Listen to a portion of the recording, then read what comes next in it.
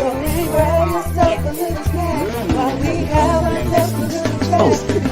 still more heart. She's 7. You just help somebody because you help me too. What you got? Well, hello, everyone. Thank you for joining me again. Y'all know I appreciate y'all. I love y'all so much. Tonight, we are continuing on in the same vein. I'm super excited to have guests for the next couple of weeks that are a part of Greek organizations and making significant contributions to our communities in multiple ways. And all of them are parents. So they're here to kind of share their knowledge, share their love, share their stories. Add a little value. And guess what? You know that means I'm bringing the kings too. So I'm excited tonight to have a king join us, a member of Phi Beta Sigma fraternity, and I'm super excited to have him with me. Listen, the one, I know y'all know who it is already because at this point you've seen the flyers, but I wish it was a surprise, right? The one, the only Coach Richie Beene. Let me tell you something. He's a legend. Hey, Coach, how you doing? Good evening.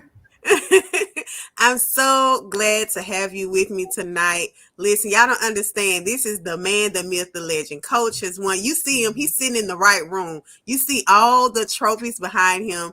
Alabama State University is blessed to have him. He has helped them win national SWAC championship after championship. I could say it as many times as you see the awards. After championship, after championship, after championship. So, Coach, thank you so much for giving me a little bit of your time, and I appreciate you for being with us tonight. Thank you for having me. Absolutely. So we're going to jump right on in, and I want you to tell people, they know who you are, so they know your name, but tell them who you are as far as dad and husband, and then tell them what you do and why you do it. Okay, as she mentioned, I'm Coach Richie Beene, head men and women track and field coach here at Alabama State University. I'm super excited and honored and blessed, and just God is so awesome just to be able to have this moment to be a part of something that's super special. Just being able to share with parents alike about everyday things that we experience. Just a little bit about myself. I've been here at Alabama State University, believe it or not, 26 years. God has kept me here for 26 years, and I definitely say God because there are opportunities that come, but God says, hey, you're still in this season here, and I'll move you when it's time for you to move. And so I'm super excited. As was mentioned, we've had a little bit of success here at Alabama State University. Don't be kind. A little, a lot. Just a little.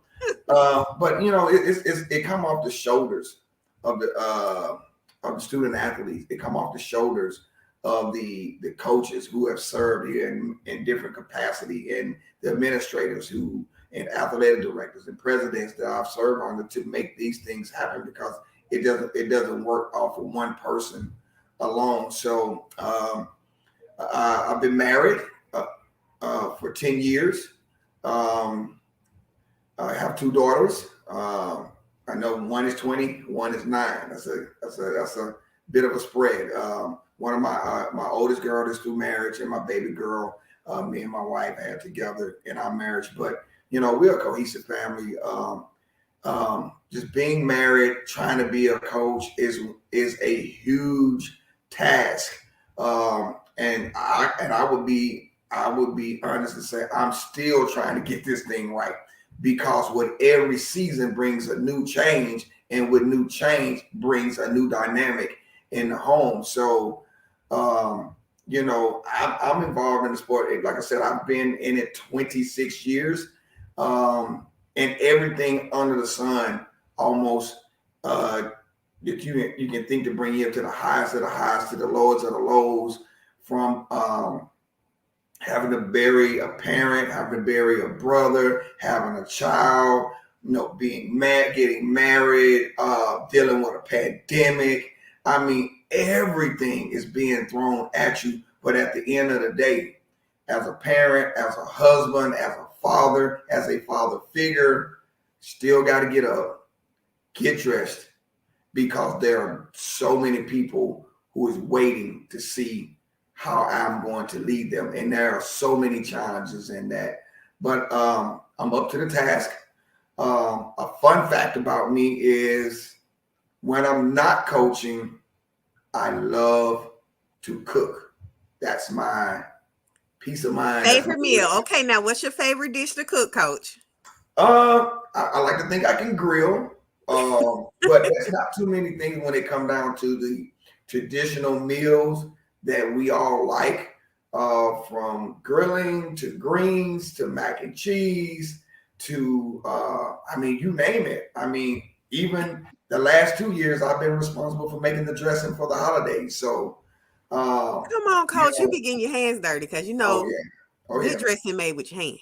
Okay. oh yeah, oh yeah. I mean, you know, Well, I'm so glad you're sharing, especially the backstory, because a lot of times people get to see you as a coach, but and like you said, as a father, as a husband, and then specifically here, a father figure, because you've had so many athletes that have come through your program, and have moved on to some amazing things. And I know tonight we're focusing on our Greek organizations, and so talk a little bit about how your organization that you are a part of has been infused in your role as a father, as a husband, even, and as that father figure, even there on the campus of Alabama State University. okay, well, just give you a little bit of history about myself and being in Phi Beta Sigma Fraternity Incorporated. I pledged undergrad at Alcorn State University, and it created a sense of brotherhood. And brotherhood is what drew me into who I am today as being a part of that organization, because we were like family. People who have been in the organization, and you create that bond one another. For me, leaving home, going to college, that was my first family outside of the home. I mean, we did everything together. We cooked, we had fun, we partied. I mean, we went to each other's hometowns, all the happy moments in their life when they got married, uh, whatever, children being born. We was like, different fraternal brother. We become that godfather of their children. So they were that was my first family. And then, so with that being said, it helped develop me into a father, because I knew the concept of my family that I grew up in. I knew the structure of a family of fraternal, and understand the business and the structure of that, and learning people and treating them like they're your blood family. So how did that transfer over into my job? Well, Phi Beta Sigma Fraternity Incorporated taught me the brotherhood. It taught me scholarship. It taught me service. And these are the things that I want to instill in young people, even if they come into the program. And we've had numerous athletes that come into the program that go Greek. I pretty much have had every organization for an athlete to cross in this program over year. From right now, I currently have one guy on the team that's a part of Phi Beta Sigma Fraternity Incorporated. I have an alpha. We've had some omegas. We've had some kappas. We've had deltas. We have AKAs, zetas. Have a couple of Say it AKAs. again, because they think AKAs don't run. So I just want to throw that. Well, my wife is an AKA, so Yes, I know. Kevin Pretty, Kevin Pretty, Kevin Sexy. But so, and they look at me as a Greek person, and I am an example of what that should be, right? I have an assistant coach who's an Omega. He's an example of what our organizations stand for. That brotherhood means something. If you're not a fraternal organization, sorority organization, we still get them to understand what sisterhood and brotherhood mean, what scholarship means, what service means. That you're not only school just to pledge, but you're here to get an education. You're not here just to pledge, but you're here to run track or do what other things there is to be done on campus. Also, the biggest thing is to give back to your community. Not only give back to your community, but leave things better than you found it. Is it a little bit more of a challenge nowadays? Because a lot of the things that we work a lot harder for is a little bit easier to attain now. And the value of it kind of diminishes. And it's an even greater challenge to get them to see the things that you put on a Alpha Kappa Alpha shirt or a Phi Beta Sigma Fraternity Incorporated shirt or Alabama State University track and field sweater and uniform. That is a brand. That is something that was established way before your time. You honor that. You hold on to that. And then how does that transfer over into the family?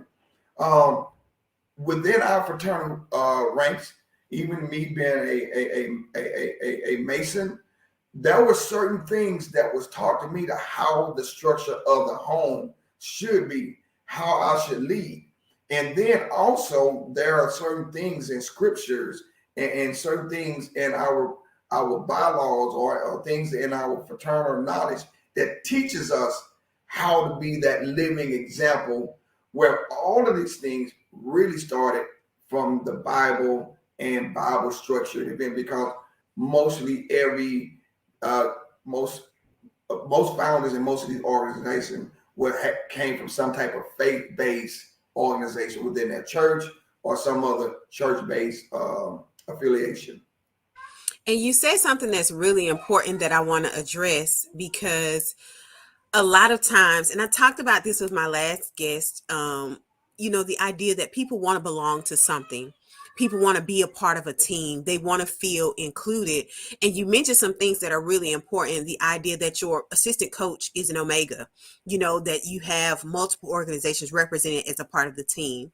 So talk a little bit about what it means to build bonds, to build relationships, I want to say across organizations, because a lot of times we'll talk about two things. One, building those bonds across organizations, and two, the idea of belonging to something and not necessarily having to be a Greek organization, but the sense of community that you can build. So those two things, if you talk about those. Okay, I'll start with number one, building that bond. Building that bond. As you know, because you're a parent, as I know because I'm a parent and a coach, building a bond is so much tougher than it used to be. I'm not saying that it's not impossible, because everybody has these, or iPad, or a Nintendo Switch, or some type of device, and the bond that's being built is more of a false bond, because it's a log on, log off. And so many of the conversations are hid behind the screen, whereas, yes, we're talking on the screen, but we're actually engaging in conversation. And we're not just seeing. And one thing that about that seeing, I can say, hey, great conversation, let's hook up later. And somebody can read that and make whatever it is narrative out of let's hook up later. And we could have had a 2-hour conversation about Christ, about God, about bonding. They say, oh my God, this, that, and the third. So to build bonds, you have to sit down and be able to have dialogue. You got to be able to get people to sit down to have a conversation. I'll raise my hand.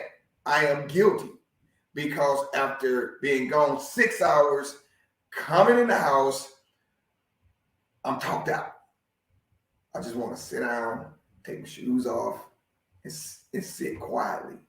But I have a wife at home that's been chasing the dog, chasing a 9-year-old, trying to figure out homework, and needs some adult conversation. And that has to create that bond. So when getting back to building that bond, it's imperative. You have to be creative. Sometimes you have to ask for assistance. And that's one of the biggest things that we don't do. We don't ask for help as parents, as coaches, as leaders. And we think our help sometimes come down to simply, oh, let me go online and let me read it. No, the help comes from having this dialogue like we have it right now. So with that being said, it's creating a bond right now through this conversation. Right now, help me, Holy Spirit, that it will build a bond with somebody I've never seen before because they listening and they dialed in. It's like, man, I feel coach on this, and be able to take this energy and take it and transfer it to some people that they're trying to build that relationship with, if that matters. And I'm forever trying to learn how to improve on that as a husband, as a dad, and as a professional. All right, now give me the second part to that question. You know, I got that short long term memory. That's okay. Cross connections with other organizations, being able to understand, like you said, I mean, you really just talked about it as when we create bonds, we're creating these bonds and building relationships with people, no matter what type of organization they're a part of. I have multiple friends that are Deltas or, Zetas, a part of other organizations. So I wanted you to kind of talk to, the idea of, it not being a singular thing. It's really plural when we talk about relationships and being a part of group organizations. It's not some of the youngers, the neos, they get lost in that world of exclusivity of only want to be a part. But the older you get, the longer Right. you've been around, I believe that bonds are created across organizations. And so I wanted you to talk to that a little bit. And I guess that kind of stems or furthers that conversation about bonds as well. Right. So, and I allude back to my assistant coach, and if you're from this area, when I say the name Michael Snap, that's a very well known name in the city because he's been with me for a long time. Very popular guy, very great person to be around, and he's been a super supporter on my staff over the years. But our fraternal bond when it comes down to understanding Greek organization, understanding that he and I can sit down and have a conversation. Hey, how can we take our expertise and bring it together as one unit to help the good of the cause? There have been things that his organization has done to help bridge the gap in relationships with young people on campus, even within the team. There's other organizations. Just thinking of I'll give you one example. Chuck with a serious law injury, which is an alpha, and he and I collaborate on several different things. He said, "Coach, just talk to me. Let me know what you need, and let's try to get these young kids together and continue to have this track program moving in the right direction." And he's an alpha. But the thing about it, we understand brotherhood. What can I do? There's different capitals in the city that say, "Hey, coach, if you ever need anything, let me know, and I got you." So, and even there's AKAs in the city who says, "Hey, coach, I like what you're doing." Either they be an instructor at the university, or they may be a ASU track and field alumni who has pledged, and that bond that we share not only as a coach and student athlete. Now you're a professional, but you remember when you went Greek and you invite your other Greeks in. I mean, even from simple things like, "Hey, coach, invite your team over to the tailgate. Me and my fraternity gonna be cooking out. Tell them to come over and eat." My frats do that a lot of time. But when they come over there, over the years, they've adopted a couple of athletes and say, "Hey, I'm gonna take you under my wing. If you ever need anything, we're here for you. Hey, coach. Hey, if your kids need some cases of water, hey, let them know that we're gonna take care of that." But not only in the process of doing that, they're mentoring as well. And what draws them in is, hey, I'm not only can be a part of this one of these organizations, but I can make a difference, because a difference just don't get the letters, but be a game changer. So many people get the letters, but they're not game changers. You want to be the next president of the university. You want to be the next person that's running for governor. You want to be the next superintendent or the next head coach.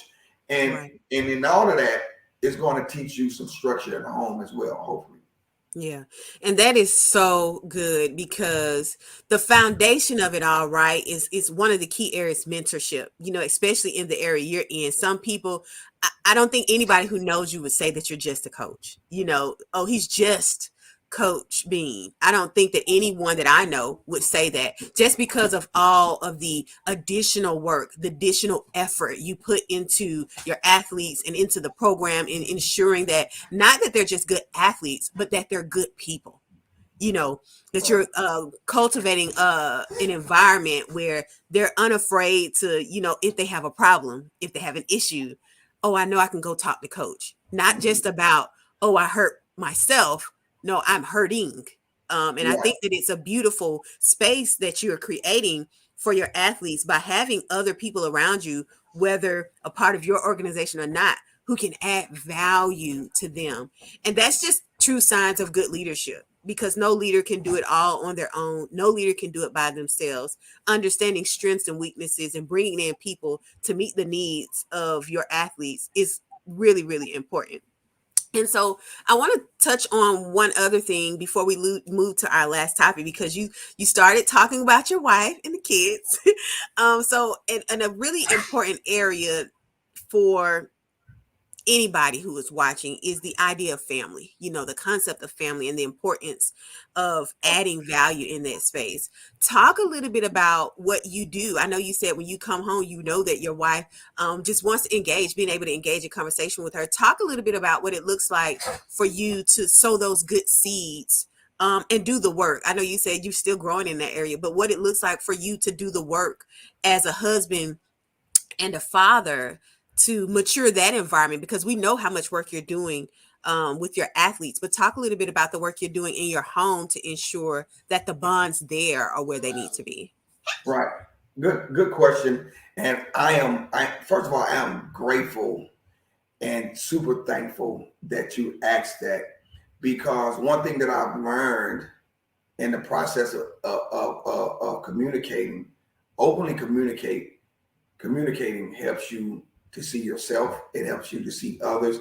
And I really hope in this segment that I can bless somebody else, because I would definitely tell you that it's not easy. Because when I stepped into this role as a coach and as a mentor, I knew that calling that God put on my life, and that I'm not just a regular person. God God took me and different people in our lives and said, I didn't design you to be a regular person. And so many times, even you now, it's like, man, some days you're like, Lord have mercy, can I just go back to just being regular? But that's not what God wanted. Being regular meaning that those responsibilities as a husband and as a father could lessen, and then they don't. Meaning that the biggest challenges that I have is creating time, because so many things are pulling at me. Like even right now, I've been gone away from home. I was up at 4, doing things at 5, out of the house by 5:30.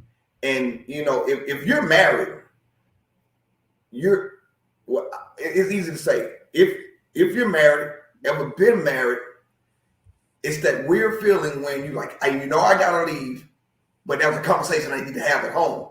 And you're juggling like, do I be late for work and go do what I gotta do? And then you say, you know what, I gotta get there.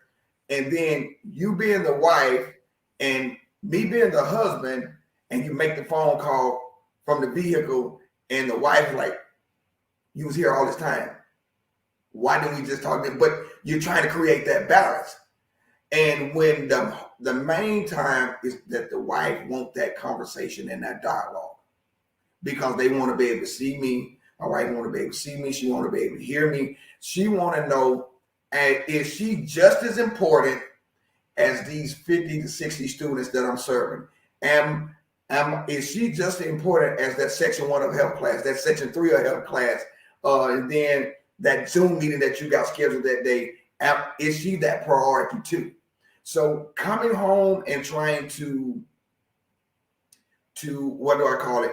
Take all of this off and take this off and say, okay, let me set this down. And here she is. Here's the 9-year-old, and then here come the dog tagging along too. So a typical day, man, is just like, Lord, just be with me. I probably get it wrong more time than I get it right, because the selfish person inside, like, man, just let me get home and let daddy sit down, let husband sit down and just relax and unwind. But that's just not the reality all the time.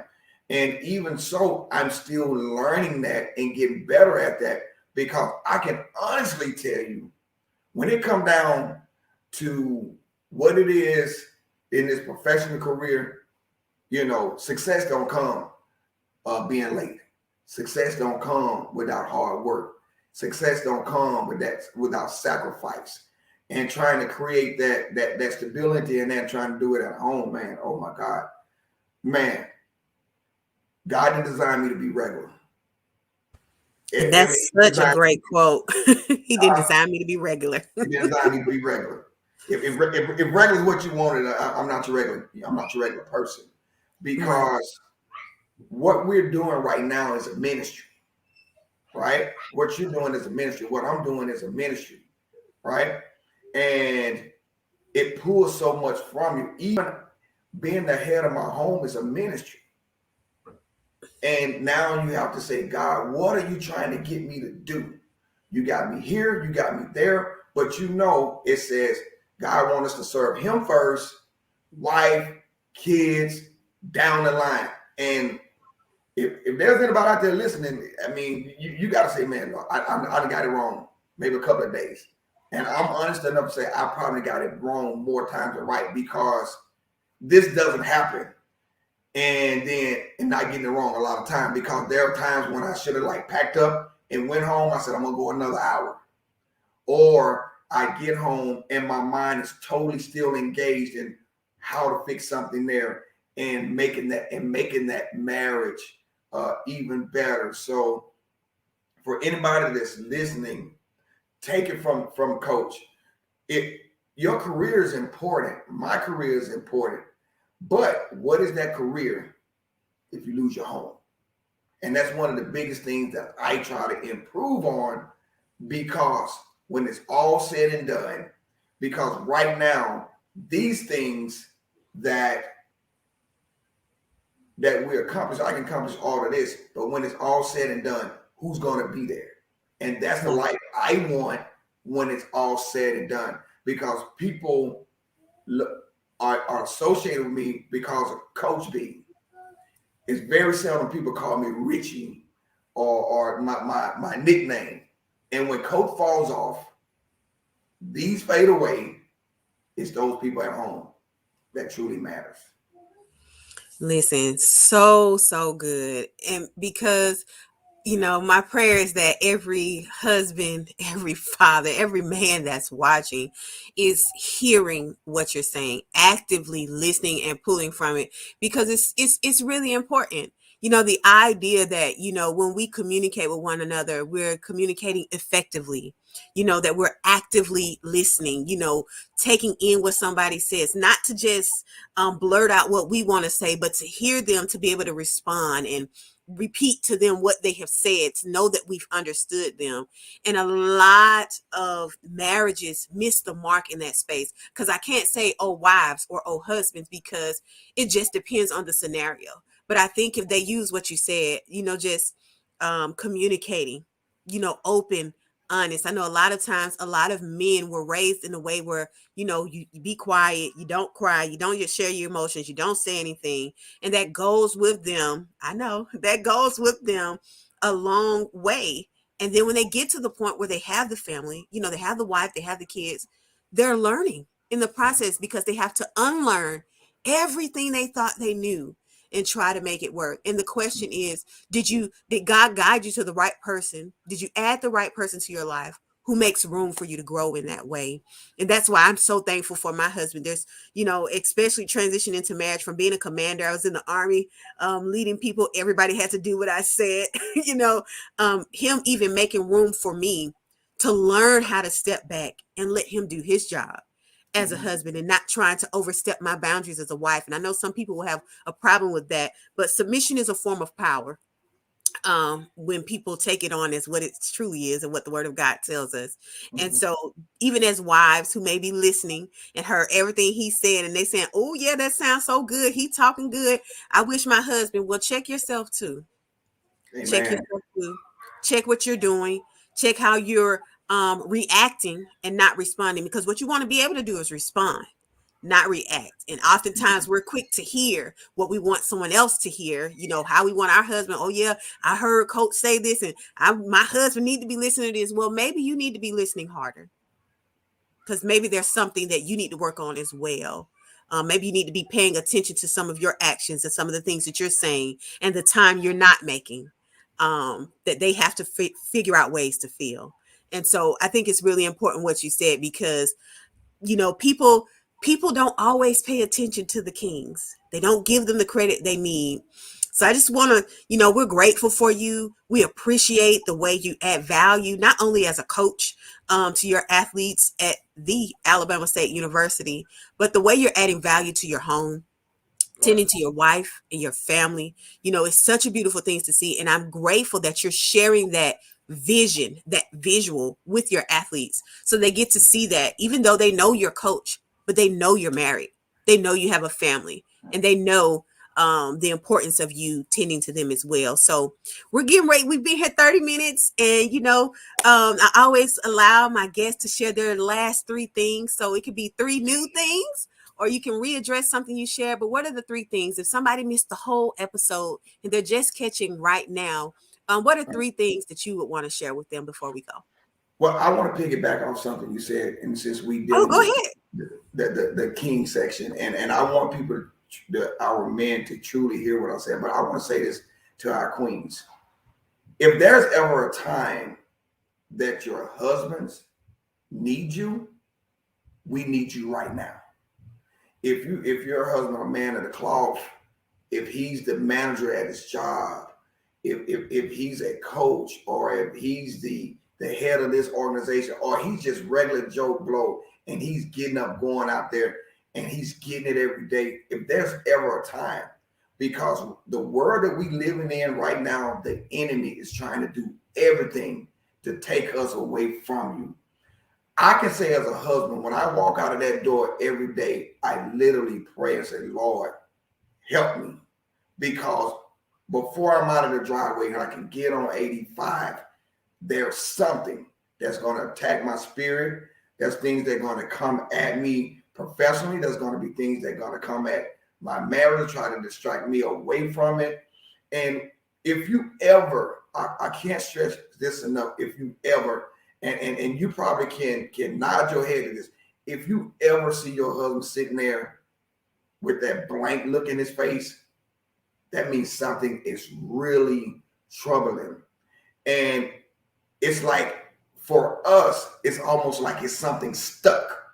We're trying to get it out, but we can't get the words, because it's like a circle. How that the laundry spins. It's like, how do I approach it? How do I deal with it? How my wife going to think about it? How it's going to affect the home? I can't just throw my hands up. I don't want to seem too soft. I don't want to seem too hard. And for men, for us, a lot of time we feel the world backing us in the corner. And when we get home, it does not help any to get pushed farther back into that corner. Because if you have a good man, if you have a good man, when I say we're in a fight out there in this world today, trying to not bring COVID home, God is my witness. If you can't hear anything else, build us up, don't tear us down. And I hold myself to that charge to do the same thing for my family, because God says so, not me, because I'm imperfect. If I say, hey, follow my lead and follow my example, I'm not the one to follow, because I know there are so many areas that you can improve in. My second point, it is good to professional build. It is good to read. It is good to listen to celebrity figures, listening to pastors, listen to this cast. But remember this: when you pull into your driveway, your story is not like their story. Understand, your house, your doors open up differently. Your garage door sound different. Your water run different. Your wife is different. Your husband is different. It's good to have all of those things to take nuggets from, but it's not the end all be all, because those same people, the reason why they can talk about it, because they have the same situation and problems, ups and downs, just like you do. And don't be defeated when you see that they didn't work, because it can be the pastor, it can be the celebrity relationship counselor. Listen, it's no different than the drunk telling you not to drink. He probably still gonna go get his bottle and probably was drunk when he was telling you, but he gave you some good information, and you can't stop doing what you got to do because that person or that group or that reading didn't meet the mark. Last thing, I'm truly thankful for you having me on here. If there's ever anything that I can do to help you and anybody, I'm here. I'm truly blessed. I'm truly thankful. Thank you to my loving wife, Yolanda Beene, my two loving daughters, Jordan and Paige. And that's it, Listen, and I thank you to you. Thank you to your wife as well. I already got a notification. She subscribed to my YouTube channel. I appreciate her. Thank you, so Aurora. I'm so grateful for you guys. We wish you guys all the best. Thank you so much for all the amazing seeds you've sown into Alabama State University, to those athletes, into your family and your children. We're so grateful for you. Listen, guys, share this with somebody, because I guarantee you they need it and they will be blessed. So we're going to pray as we always do before we close out. God, we thank you for your word. We thank you for your power. We thank you for the clarity it is that we get when we put our eyes and our attention on you. Father, we thank you that our minds will think of you, our eyes will see you, our mouths will speak of you, our ears will hear you, our hearts will beat for you. The blood flowing through our veins will be for you, our hands will be lifted to worship you, and we will walk within the footsteps that you have designed. And that anytime we lay down to rest, that we will awaken, refreshed, renewed, and restored. Well, I thank you guys so much for being with me and Coach tonight. Listen, share this with somebody. I'm going to say it again. Share it with somebody. They need it. Thank you so much, Coach. I appreciate you so, so much for sharing your heart. Thank you. All right, guys. See you next week. This has been Mommy Mondays. I'm sure she can tell me yes.